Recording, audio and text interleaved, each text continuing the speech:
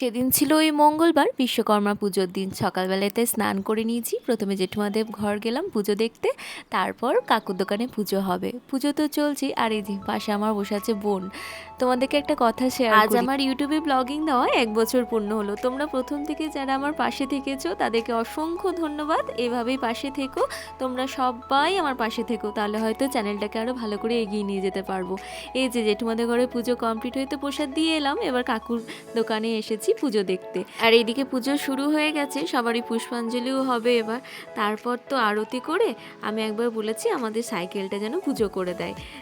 সকাল থেকে তো পুজো দেখতে দেখতে কিছু খাওয়াও হয়নি, চলো এবার সাইকেলটাকে পুজো করি নিয়ে কিছু প্রসাদ খেয়ে নিই। পুজো হয়ে গেলে এবার ঘরে এসে প্রসাদ খাবো। জেঠিমা প্রসাদ দিয়েছিল, এদিকে আবার দেখছি ড্রাগন ফল দিয়েছে, যেটা আমি আবার প্রথমবার খেলাম। চলো আজকে ব্লগটা তাহলে এখানেই শেষ করছি। ভিডিওটা ভালো লাগলে লাইক করো, কমেন্ট করো, চ্যানেলটা প্লিজ সাবস্ক্রাইব করো। দেখা হচ্ছে নেক্সট ব্লগে।